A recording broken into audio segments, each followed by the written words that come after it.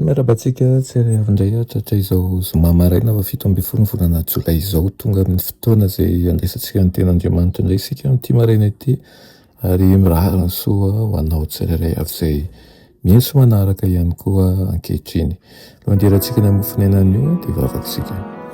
Tompandriamanitra tolotra anao ny tera ny laza ny ady sy voninahitra. Misaotra anao izay fa romenao tombontsoa lehibe indray ankehitriny dia ny ahafahanay mandray ny teninao. Sokafo ny famampananay ary indrindra mangataka aminao mbola zavatsoa sy ahatany lonaka ny fonay ka andefitra ny ampoponay izay fanaraka ny sitraponao. Anaran'i Jesosy, amen. Dia mofonenantsika androany dia manao hoe eto eo aminy ny olan'ny fanambadiana.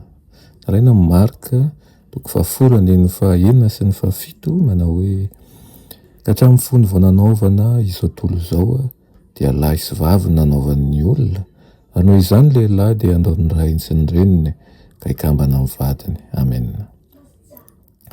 Matetika loatra no tsy ampy ny fandiniana mialoha ny hidirana ao anatin'ny fanambadiana.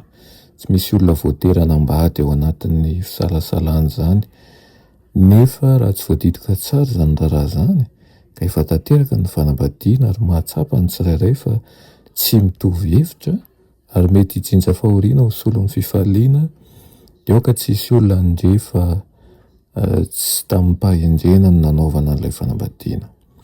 Miaratsy hatrany ny toe-javatra rehefa misy anankiray amin'ny mpivady na lahy na vavy mahita olokafa izay toa mitovy fisainany aminy ka sa mamboraka amin'ny olona io izay hitokiny io ny tsy ambaratelon'ny fiainam-pianambadiany. Tsy ilaina akory izany fihetsika izany raha toa ka tia an'Andriamanitra ambony zavatra rehetra ilay lehilahy sy ilay vavavy.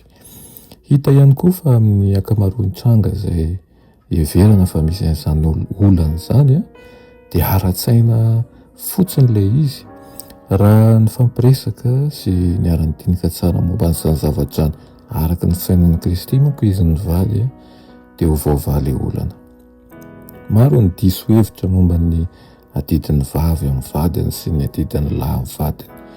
Laha izao no manjary mipahatoerana ary efa voniny Satana mamela-pandrika manodidina ny fanahin'olombelona ka toa tsy vitan'ny fahendren'olombelona ny hamaha sy hiala amin'izany.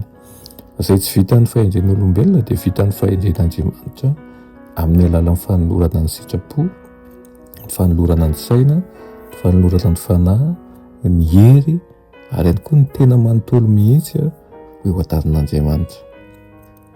Mahay mampiray ny fo amin'ny fatorana avy any an-danitra ny fitantanany ary ny vokatr'izany dia tsy fanehoam-pitiavana na teny malefaka sy mandoka ivelambelan'ny fotsiny fa ho fanandramana vaovao izany.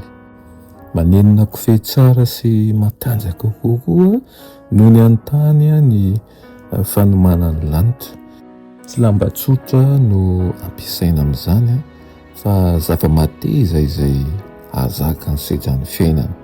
Rojo volamena ny fitiavana marina no mampifantamatitra tsara ihany koa ny foa eo amin'ny samy mpivady. Mirina dia mba ho amin'izany tokoa ny isika, mba tsy amin'ny kisendrasendra ary ho amin'ny fandiniana lalina tsara manjakariva izay rehetra misy eo amin'ny fiainan-tokantrano. Ary misedra olana aza amin'ny fiainan-tokantrano izany ankehitriny dia aokan'i Jesosy no ho fototra hijoroana ary ihany koa hampateza sy hahazatra ihany koa ny sedran'ny fiainana eo anivon'ny tokantrano. Amen. Vavaka isika. Kasoany mandrakariva raha eo ny teninao izay noraisinay anio. Ampio ihany koa nefa izay ampiatra izany. Tsy miora ho an'ny tsirairay avy, indrindra izay efa misedra olana ara-tokantrano.